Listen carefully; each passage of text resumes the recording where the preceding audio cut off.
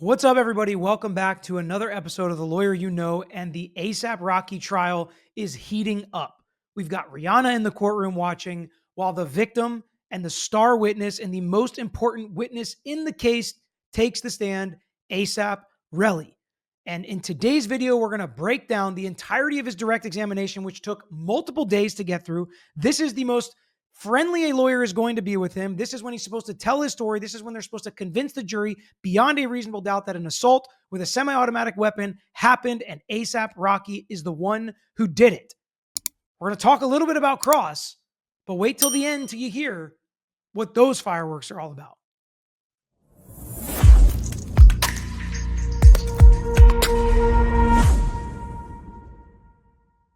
So everybody knows on a case like this, if you're going to prosecute a case like this, the victim's testimony must be believable. At least parts of this case are going to be he said, he said. And one of the big issues is, where did the bullet hit? Because nobody could find them hit any cars or walls in the area. And he had scrapes across his knuckles that are at this point seemingly the only damage done to him in this shooting, physical damage, I should say.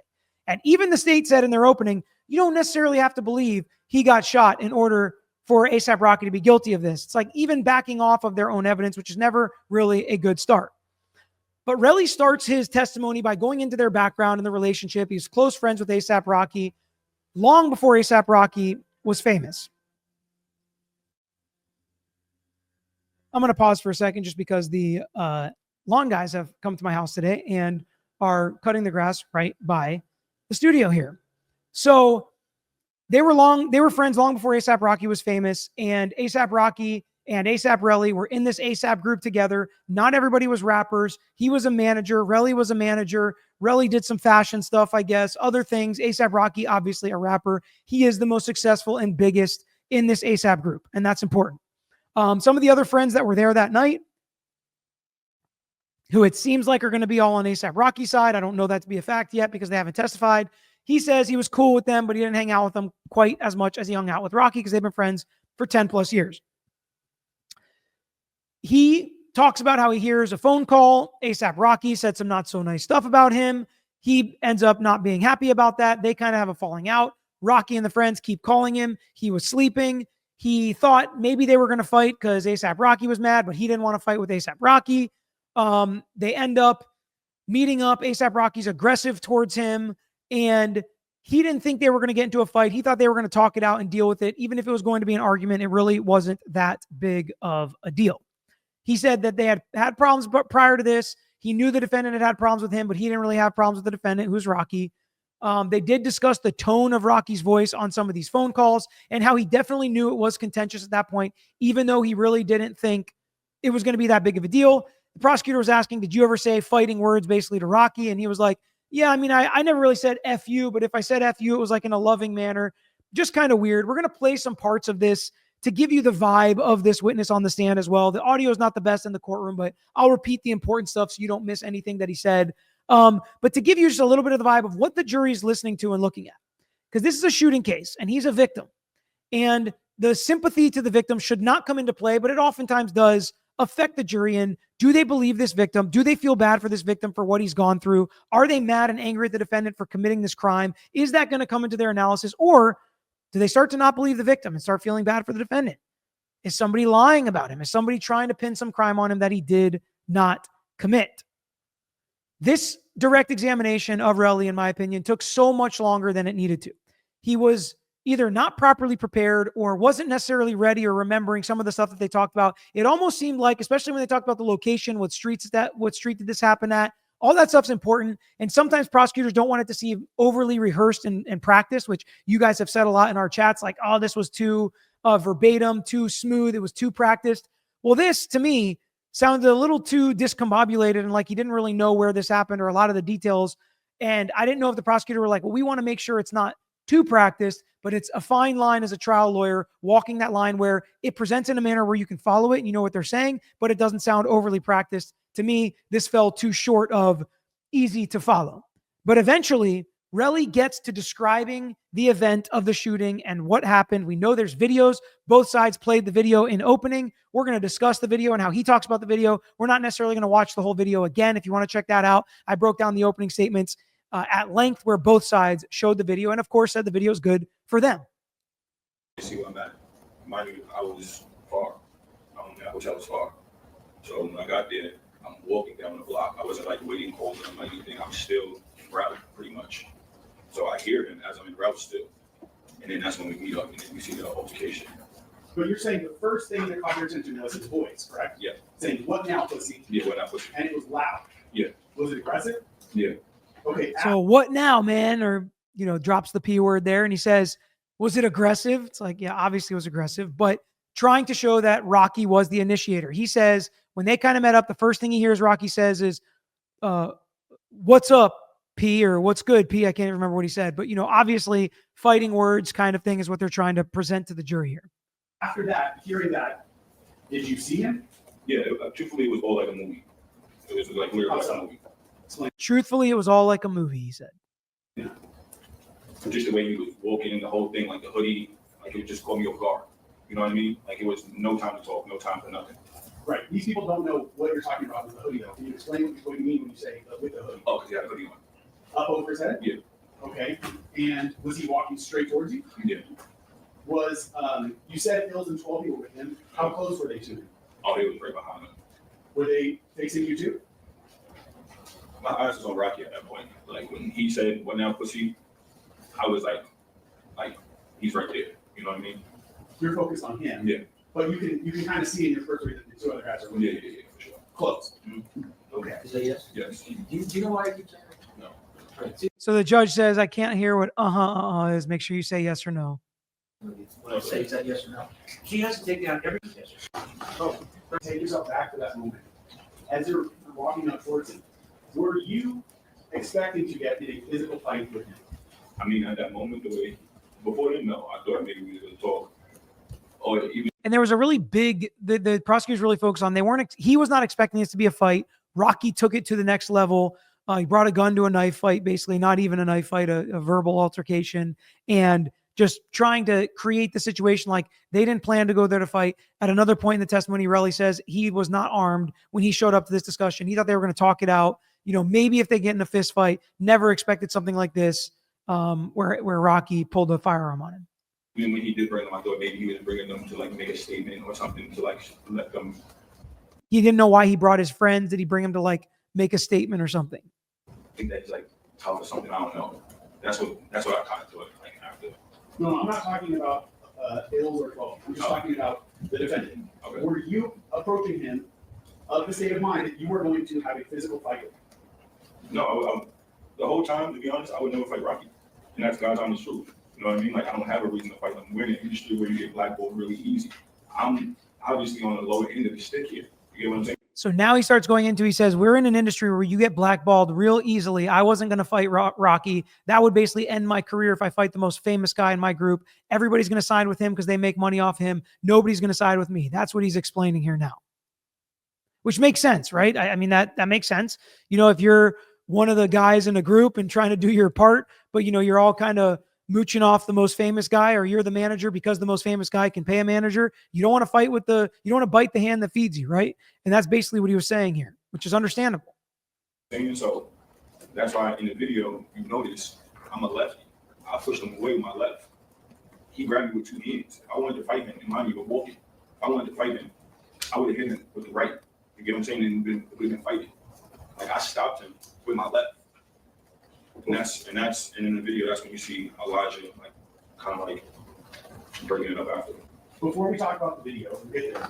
I want if there's any other way that you could explain that to the jury, what it would mean for you to get in a physical fight specifically with the defendant at that moment.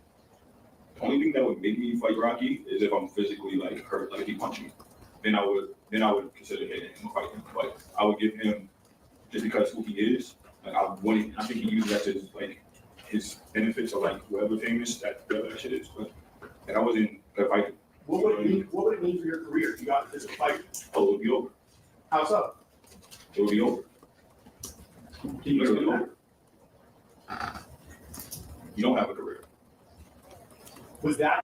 You don't have a career if you get in a fight with Rocky, basically, is what he's saying. So he was doing everything he could not to fight with him. Obviously, he can't control what Rocky's going to do. He talks about when Rocky pulls the firearm. He definitely saw it. It was a black semi-automatic weapon. He knows the difference between semi-automatic and revolver. It didn't look like a prop gun to him, and he's never seen Rocky or known Rocky to carry a prop gun. That's one of the things the defense said is Rocky's known to carry a prop gun. It was not a real firearm. And, that's kind of the whole crux of the case. And the state, so they're trying to kind of disprove that throughout their presentation of the case. And then he gets into some of the things that Rocky said. And again, these things are important. One of the things is he said, I'll kill you right now. Things like that, threats like that, to where you wouldn't say that with a prop gun. You would say that with a real one. So let's take a listen to him discuss some of the exchange between him and Rocky the night of the shooting. And was that at you? What did he say? And you said as he was pointing it at you, what did he say? I'll kill you right now. And was that in an angry tone? Yeah, he was livid.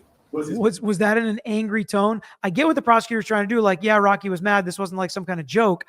If Rocky and his team are going to say it was a prop gun and he fired the bullet, or he fired the prop gun to warn, it was like warning shots to get him away from him, he's going to be angry. He's going to be mad. This to me is not, it's like, ugh, obviously, dude. Like, you don't ever want a jury feeling that way. And that's kind of some of the vibe I was getting. It was like, what was the tone like when he said he hated you, or what's good now, P, or what's up, P, or I'm going to end you, or what? It's like, obviously all those things he was angry when he said them. But sometimes even Relli is going to explain certain text messages as being sarcastic and joking. So maybe you want to make sure the jury knows that these weren't joking words. These were angry words. Voice elevated? Like, was he yelling this at you, or was this something he was saying quiet? Yeah, we was yelling back and forth at this point. All right. And you said that after he pointed the gun at you, you became angry, right? Yeah, I became furious. So what did you say back to him? I told him to use it. Why? Because mentally, like, I couldn't believe he just pulled the gun out on me. So I'm like, what the fuck? Like, you better use that shit. What you got a gun for? And just FYI, there'll be some language in this video. Because again, you get the vibe of how this witness is explaining their relationship, explaining what he's thinking, which is going to include some curse words here. And the jury's listening to this, right? Is this a sympathetic victim? I feel bad about anybody who's in a position where somebody can walk all over them if this is true and there's nothing you can do about it because your livelihood is connected to it. I feel bad for that. I think that garnered some sympathy. But I think some of the ways he described some of the interaction is like, it sounded kind of like you were asking for it. You guys wanted to fight. You showed up ready to fight. Everybody was kind of ready to fight. In the video, it's hard to tell who puts their hands on who first. So it's like there's these competing thoughts in the jury's mind, or at least in my mind, I should say, about, what kind of victim this is, if he is really a victim in this case, because again, Rocky said he did not fire anything at him. So these are all allegations. But he basically talks a lot about how he was mad. He got mad. He said, if you're going to pull that on me, you better use it. It's like, comes down to, if you saw back in the day, I'll just say, like two high school kids when I'm in high school and they get in a fight, I don't think either person should go to jail for that, right? I wouldn't be like, yeah, let's arrest one of these guys and send them to jail. It was a fist fight, whatever. Nobody really got hurt. It was kind of like a pansy fight, whatever. It's like in this situation, if it's a real firearm and somebody's firing real bullets at you, yes, they need to go to prison. But if it's a prop gun and it just goes pop, pop, and there's no injuries, that's different than, did it actually hit him in the hand? Did he scrape his hand on something else? So a lot of these factual issues affect the severity of the situation we're dealing with. Is this just a talking fight and a who's hold me back type of fight between two friends? Or did this escalate into something that could have been lethal? That's the real question for this jury. We'll listen to a little bit more of this exchange. Can you explain, I want, as best you can to the jury, explain to them what you mean by, I can't believe you just pulled a gun on me. What is that? What do you mean by that? Like, I physically cannot believe there was a gun in my face. Like, that was the breaking point for me. Because like what I said, I told this kid numerous times, if you have a problem with me, let me know. You know what I mean? I feel like this got to the max. Like, this was like no return. So if I was willing to die for my respect at this point, I don't care. You get what I'm saying? Like, if this is what you want to do, I still have my dignity. That's how I felt. Basically, he was like, I'm not scared. I was basically telling him, I'm not scared. If you're going to pull that on me, you better use it, type of deal. Then they get into this awkward exchange. The prosecutor brings up, like, compare this to if a stranger pulled the firearm on you. What he was trying to explain is, maybe if there's a juror that thinks somebody pulls a gun, why didn't you run? And why didn't you fight back or throw the gun away or whatever it is, or call the cops immediately? Because those are all going to be questions the jury has, because he didn't call the cops immediately. And the prosecutor trying to explain, like, he didn't think this was real. He didn't think his friend was going to do this. It came as a total shock and unexpected that Rocky would do this to him. It just did not land, in my opinion. And he asked so many times about, well, how is this different than if a stranger would have done this to you? They describe what happens in the video. He kind of goes frame by frame and Relli explains what happens.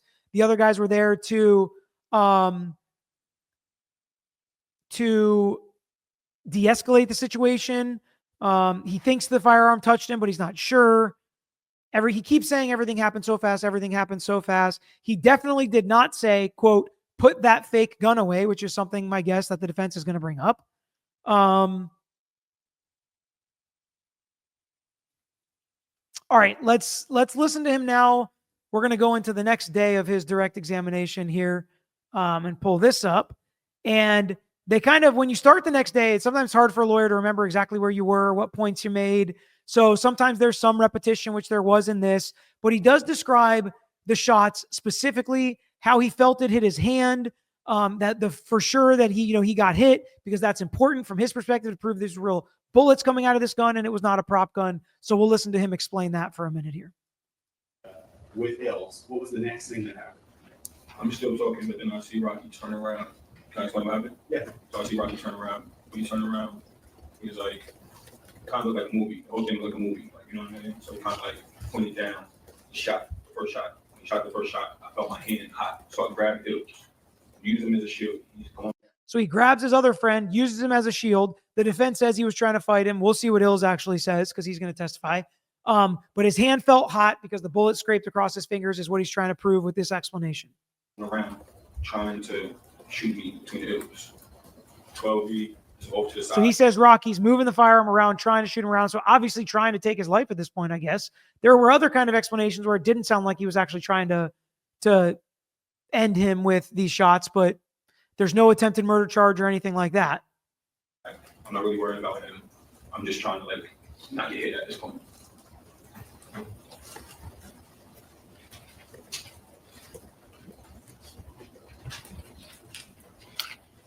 You said he also said at one point he thought there were 3 to 4 shots, but after watching the video, he heard there was 2. He only found 2 casings, so that lines up nicely, but it's interesting. As you were saying that he had the gun out, you had your right arm extended about shoulder high. Yeah, because kind of when he turned around, kind of his back was turned, it was kind of just you turn around, the gun's there, you kind of jumped when he shot, and kind of shot down, you know what I'm saying? The gun that he was holding, did it look like the same gun that he pulled on you at the parking lot? Yeah. And when you say he shot down, what do you mean by that? It was kind of like this. It wasn't but it wasn't aiming at you. It was kind of like that. So he, like I said, it was like a movie, kind of boom, and then just running around trying to hit me. Okay, the motion he made with his arm, Your Honor. That's right. Yeah, so he had his arm extended out, and then as he was saying shot down, he lifted his arm up to about head high, and then had his. So sometimes lawyers explain if a witness on the stand does some kind of motion with their arms or their body, they'll explain it for the record so the court reporter can take it down, so they can have a transcript of what the jury is seeing. Pointer fingers were pointed forward, but in a downward trajectory. Hands was higher. Well, I don't really remember, but from it was more it was fast. He turned around, and then it was boom. You know, Yeah. Not Okay. You said that as he shot the gun the first time, mm-hmm. you said your hand felt hot, correct? Yeah. Where on your hand felt hot? My left hand. Where? Just right above my knuckles. My knuckles right here, below my knuckles. So it's right here. And if I was to fall, you would see other injuries on that picture from that day from my knuckles and all around here. That's why. You know what I'm saying? Okay, yeah. I'm sorry, when you point stuff, I have to describe it. So my knuckles, What he's pointing, Your Honor, He's trying to explain how the injuries are for sure from a bullet, but we've seen the pictures. I don't know. I don't know if they're going to have a doctor testify or something. I've never seen a scrape like that from a firearm before. The defense argues it was when he scraped it on the ground or fighting somebody. It definitely looks more like that. I don't think that's going to be the end all be all in a case like this, but I mean, he said he felt his hand be hot, so he wasn't, I mean, it doesn't even seem like he's positive he got hit. Definitely doesn't feel like the state's positive he got hit. Whenever the state's putting forward a fact that they're not positive about, that's always a tough look as well. What he's pointing to are the middle knuckles on his left hand. Kind of, he has his hand sort of curled and going across. Yeah, right there. So it's Both hands up at the same time. So wait, but I think I was that. He motioned with his right hand across his left hand, middle knuckles. ask another question. You said that you then got behind Hills, correct? I dashed him. I got ran to him and he just grabbed him. How did Hills react to this? Oh, he was petrified. He was screaming. After he literally said, "You could have got me killed." And I said, "What? You came with him." Wait, I want to say right at that moment, though. I don't want to jump ahead. So right at that moment, you're saying he was petrified, correct? Petrified. Physically, what did he do? Did he move at all? He was petrified. I grabbed him and he's like screaming, "No, no, no." And I'm using him every which way. When you say petrified, though, is he moving at all or is he standing still? Yeah, he's trying to move. And then he dropped his body. Okay. And were you intentionally trying to position Hills between you Oh, and the yeah. defendant? Yeah. Okay. Anybody that would have been there would have did that. Yeah, So he was trying to position the defendant's friend between him and the defendant so that he would be kind of a human shield. especially if you came with him. And then, 12 or Jamel, what did he do? I don't know because I'm too busy grabbing hills. I don't really see what Toby. He's off to the side. I see him off to the side the whole time, but I don't really know what's going on. I don't even see them running off really. Like I'm still dealing like with Ills literally telling me I could have got him killed while I'm just running off. Right. Again, I don't want to jump ahead. I want to say right at the moment when the shots are fired. Are you saying as the defendant fires the first shot, you then move around Hills? You're not paying attention to 12, so you're not entirely sure what he did. No, I'm not really sure what Toby was doing. Okay. Then after the first gunshot, what did you see the defendant do? Physically, what did he do with the body? Oh, he's running up and he shot again. What is running up mean? Like he's running and shooting. Like he's trying to like find. He's trying to look for a way to shoot because if I wasn't grabbing the Ills, I mean, Did he physically come closer to you? yeah, and he And got close. you're saying The whole time it was close, but he got really close. you are So some of the problems with what he's saying is, the defendant is running and chasing after him with a firearm, but the two shell casings were found right next to each other. I think the two shell casings were found right next to each other. It doesn't really line up with his whole story. Doesn't even line up with each other as he's explaining it on direct, but he also says multiple times that some of the details are a little hazy because it all happened so fast. It was like a movie and it was a long time ago. He also discusses when he told law enforcement. There was a couple times during this part of the direct examination where I was like, did they not discuss this? It doesn't seem like they're on the same page. The witness is not picking up what the prosecutor's putting down. And we're going to listen to a couple of those exchanges. I came to the lawyer and walked into Los Angeles Police Department. how close is all right? When was the first time that you talked to the police? You don't have to give us a date, but you can say it When was. I came to the lawyer and walked into Los Angeles Police Department. When's the first time you talked to cops? When I obtained a lawyer and walked into Los Angeles Police Department. Now, in the defense's opening, they basically said this is all about money and extortion. He went and got lawyers and set up a civil case to try to get money from A$AP Rocky. And when he couldn't get money, that's when he went forward. Or when they said, in order for you to get money and have a civil case, you need to go to the cops. So he only went to the cops because lawyers and people like that were telling him. And that's the only reason we're here today is because he wants to get money from A$AP Rocky. I don't think the state tried to ask a very specific question. When did you talk to the cops first? They wanted an answer like the very next day or 2 days later, but instead he said, I got a lawyer. And then I went in to tell him. The state kind of fumbles around a little bit and then tries to continue to deal with it. The state had multiple bad facts they had to deal with. They saved a lot of them until the end, which I like to bury them in the middle. Personally, I don't like to do them in the beginning. I don't like to do them at the end. How close in time was that to the shooting? Well, I hit up a lawyer the same night, but it was late, so he advised me to I forgot what it was he advised me of at the time. But then I ended up going back and getting the actual bullets myself. Okay, hold on. And taking pictures of the cameras. How many? I guess my question is, Are you talking about you went to the police within minutes, hours, days, weeks, months? Can you give us just a time You period? know, so I had to wait for the lawyer, and then I sent them everything that I like, the text messages, everything. You're not answering my question. Oh, Prosecutor's not happy. He's like, can you please answer my question, sir? He's like, I had to give everything to the lawyer first. It's not really how it works when you go in and you say you're a victim of a crime. You don't have to wait for a lawyer to do that. You can, and I'm not saying it's a bad idea. Call a lawyer. They'll help you put everything together and make sure that your case is appropriately put forward on when you go to law enforcement. But usually if you get shot at, your first call is to law enforcement. Maybe not always, but that's the normal course, I would say. Give us just a time period. Don't tell me what you did. Just say it was within hours, minutes, days, months. How soon after this? did I go to the police station? Yes. The next day. Okay. Did this And that's really what the prosecutor wanted, the next day. But it happened like late at night, so it may have been technically 2 calendar days later. But then, you know, he's continuously says he did not assault Ills. He didn't put hands on Ills. The defense is kind of, if I'm gathering what they're going to argue, he went and fought Ills. That's how he hurt his hand. It wasn't from the bullet. Ills was apparently hurt. They go to some social media pictures of Ills, who looks fine and doesn't look like he's hurt in the way that he says he's hurt.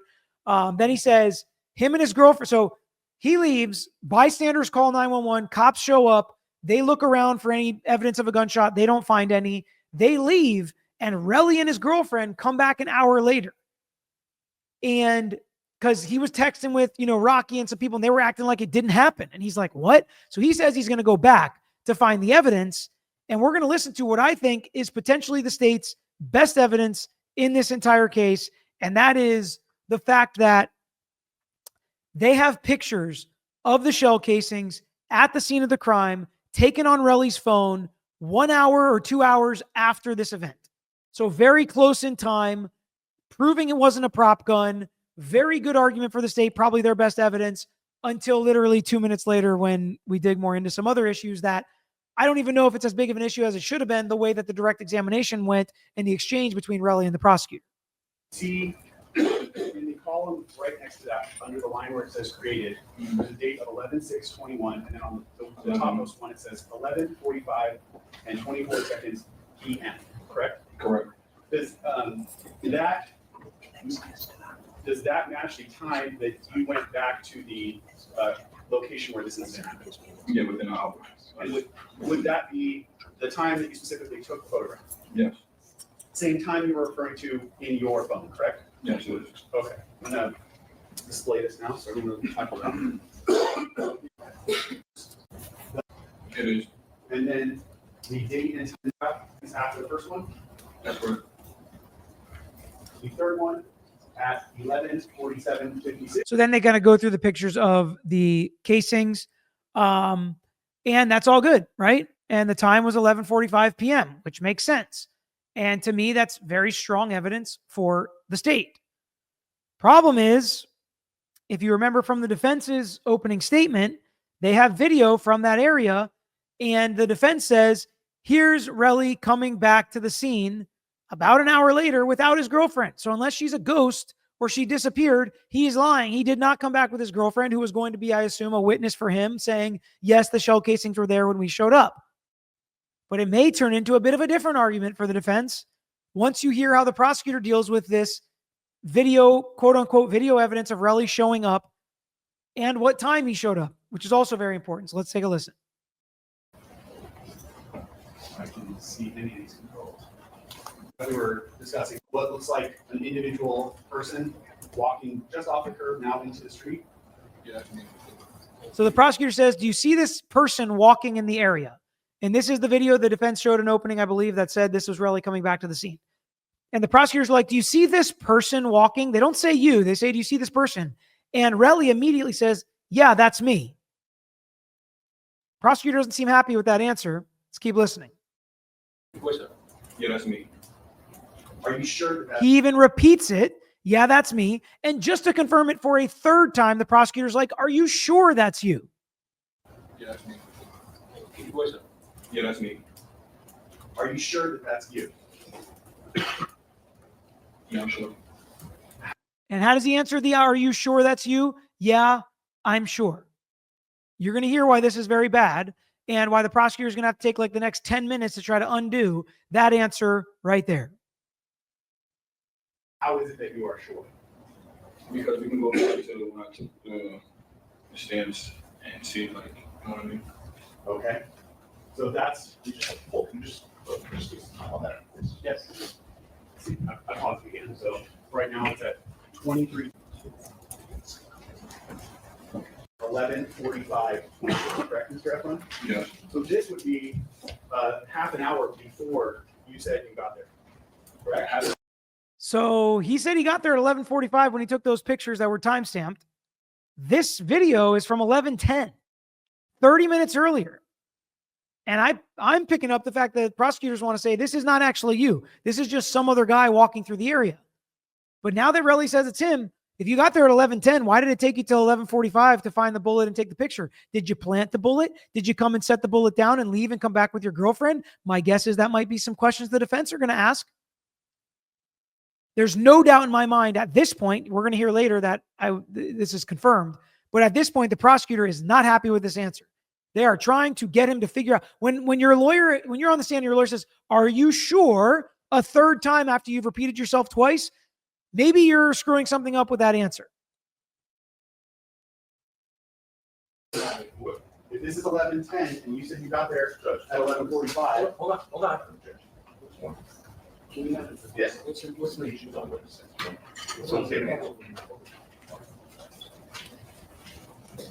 Wait, you see what now? Say that again? Yeah, that video shows that person there at 11:10 p.m. and you're saying you returned at 11:45.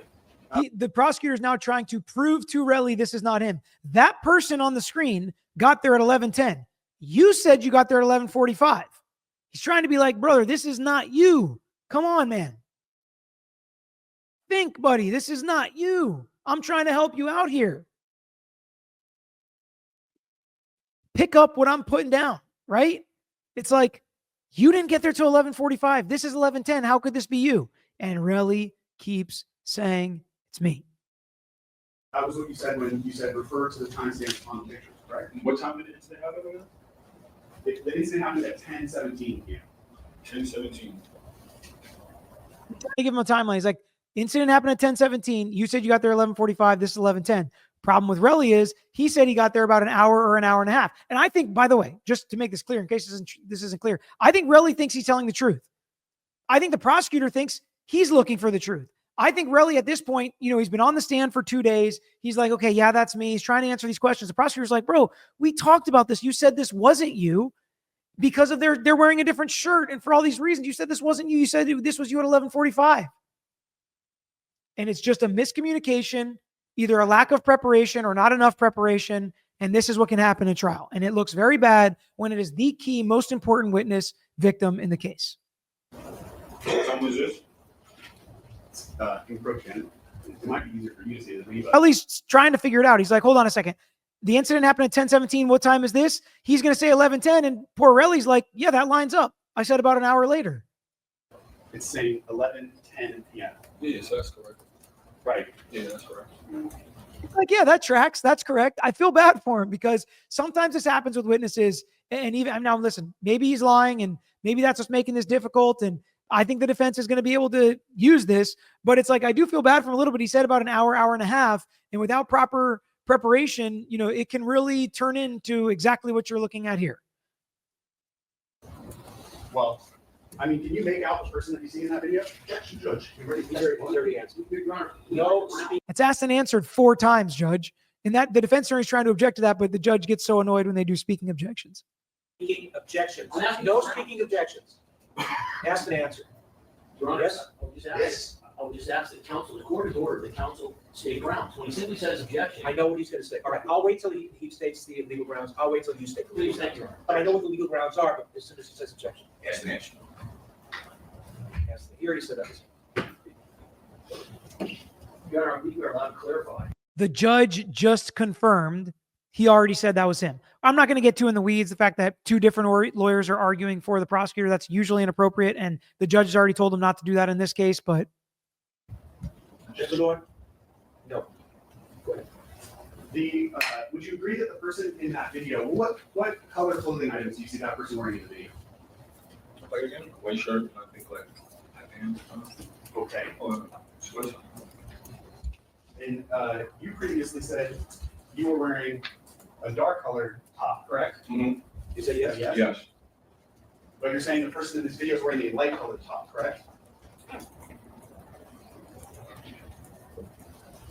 All I know, I went back and found the bullets. I don't know who it is or what time, or I know I came back within an hour. He's frustrated. He's just like, listen, all I know is I came back and I found the bullets. I'm confused on what this is right here. Okay. When you He's like, I'm confused on what this is right here. So then something you really never want to happen happens here, where the state makes the brutal decision to impeach their own witness with a prior inconsistent statement. And the defense does the very smart thing to object to it. So everybody in the courtroom knows they're impeaching their own witness. They're calling their own witness a liar. That's what the defense, I'm guessing that's what the defense is going to argue later. The witness is such a liar, he couldn't even keep his story straight when the prosecutors were asking him questions. Oh boy, wait till we get to cross-examination. But this is what it looks like to impeach your own witness. It's not great. Mr. Efron, did you have an opportunity to watch this video? I'm sorry, I can take that. It's distracting, the timestamp with the photographs. Did you have a chance to watch this video when you testified at the preliminary hearing? I did.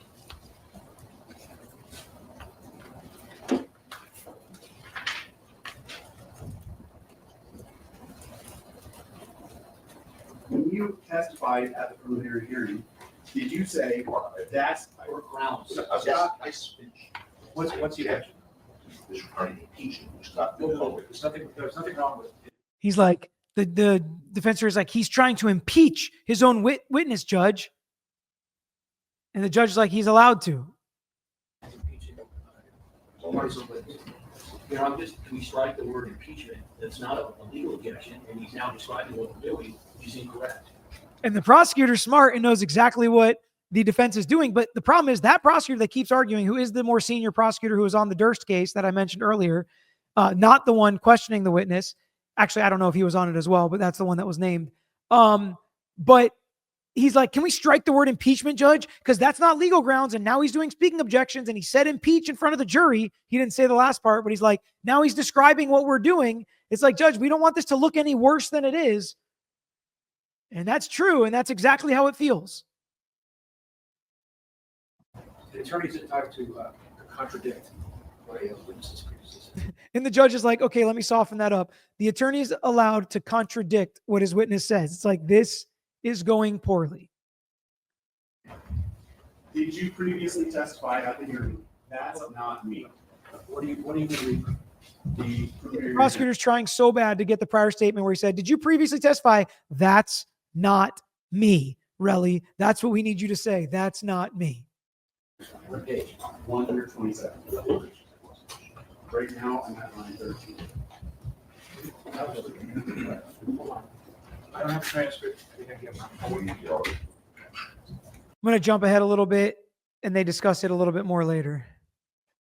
In trial statement, he wanted to be inconsistent. With, So that's all I'm trying to you can argue he wanted to be inconsistent with today what Mr. Efron has testified to. You're entitled to bring out prior statements that are different than in court in trial statements. So I'm not disputing it wrong. yes.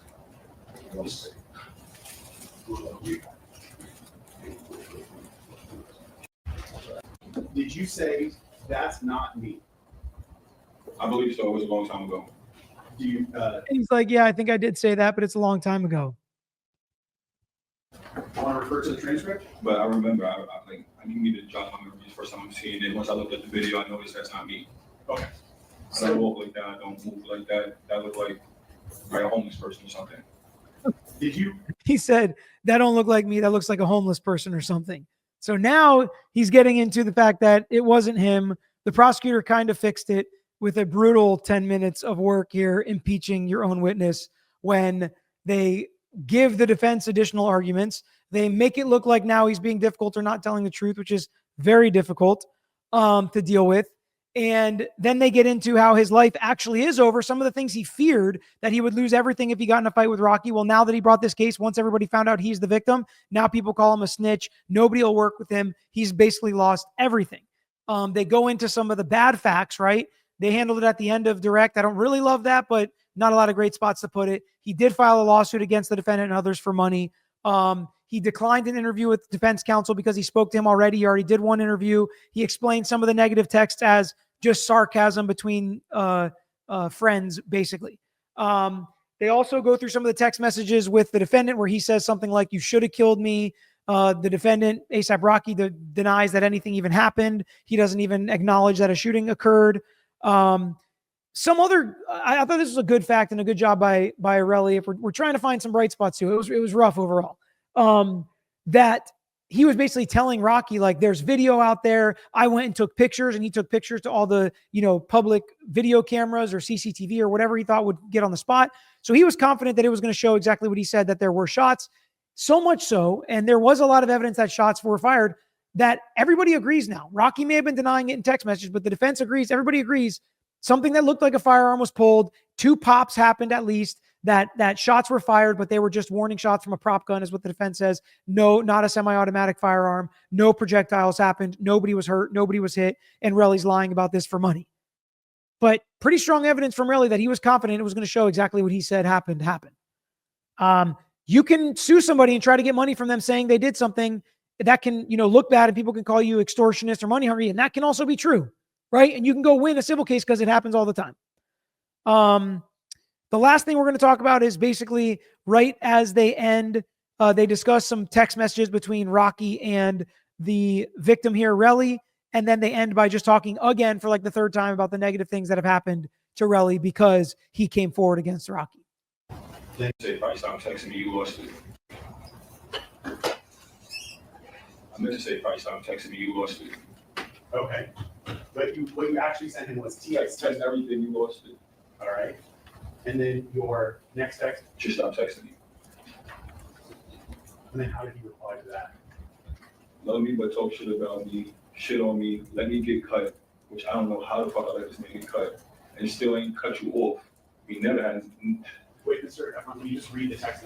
So he's like adding in what he feels. He's like, loved me, but talk crap about me. Should have never let me get cut. And he's like, I don't even know. How did I let you get cut? And he calls him op, which is opposition, I guess. You don't love me. So basically, this is all proof that Rocky doesn't trust or like Relli anymore, and there's bad blood between them, et cetera, et cetera. That's what these texts are basically trying to show. But it gives you, again, the vibe of the testimony, the relationship, what the jury is listening to. What do we think the jury thinks about this? I can ask what you. Nigga, you've been a op. You don't love me because we don't do business, so it is what it is. Okay. When he said that you talk shit about him, what did you take that to mean? I never talk shit about him. If anything, I'm just voicing my opinion on why shit is not working. Okay. Did you know what he was referring to when he said, "Let me get cut"? Oh yeah, I was there that day, but I had nothing to do with getting cut. You didn't personally do anything to him, correct? No, All right. And then when he says you've been an op, what does that mean? that was the first time I ever heard I was an op from him. What's an It's op? always new. Like the opposition, maybe somebody you don't fuck with. Mind you, I told this dude many times, if you don't fuck with me, just let me know. Okay. And then I get the rest. And then the last text message that he sent to you. Now you trying to extort niggas talking about I shot at you and shot you 4 times and all type of nonsense. You will phone me and you don't have my best intentions. Stop He texting. doesn't say mine. Where? You don't You don't- have the best intention. Oh yeah, you don't have the best intentions. Stop texting me and stop calling my manager and call the police if I shot at you. You real. Okay. So after that, that's when I was like, okay. Hold on. How did you receive that text message? Oh, but it was no more trying after that. I was gonna do like he literally told me to go to the police. But did you receive? So then he said, I'm going to the police. And again, they kind of end with probably maybe looking for some sympathy that if you go against Rocky, you usually lose. And that's a problem. And that's what Relli has to deal with now. That was direct. That was the friendly lawyers. That's supposed to be the best part of the testimony that proves the case against ASAP Rocky beyond a reasonable doubt. There was definitely some good things in there, definitely some issues, definitely some credibility issues. But now we get to the fireworks that are cross-examination. We're going to have to take a timeout right here because there just was not enough time in the day. Friday is Mavericks flag football games, so I just didn't have enough time to record the cross-examination in a manner that I wanted to take a deep dive to go through all the fireworks, the cringeworthy moments, the wild moments, the things I had to keep backing it up and say, did he really just say that? Did the lawyer really just ask that? Are the lawyers really fighting like this? Why does the judge keep yelling at the lawyers in front of the jury? And is Relli doing himself any favors here? All of that and more will be dropping at 8 a.m. Monday morning on the Lawyer You Know podcast channel and dropping here on YouTube, 8 a.m. Don't miss it. There is just so much to talk about and think about in this cross-examination that I didn't want to force it and shove it into this video and make a 2.5-hour video. So we are going to stop it here. Thank you guys for watching this far. Hit that like button if you're going to be coming back to break down the entirety of Cross. I'm also going to try to be in the live chat so we can talk through it together and look at some of the wild moments that happened this week in the ASAP Rocky trial. Thanks for watching another episode of The Lawyer You Know. If you enjoyed the episode, please hit the thumbs up and share with your friends who may be interested here on YouTube. And don't forget to subscribe. You can also follow us on Instagram, Twitter, Facebook, and TikTok. And don't forget to check out the Lawyer You Know podcast with new seasons dropping every quarter. If you have a case you want to talk to us about, if it's a personal injury case, wrongful death, catastrophic injury, car accident, or slip and fall case, please email us at lawyeryouknow@gmail.com. And of course, all these links I just mentioned are included in the description below on this episode and every episode. So until next time, this is Peter Tragos, the Lawyer You Know.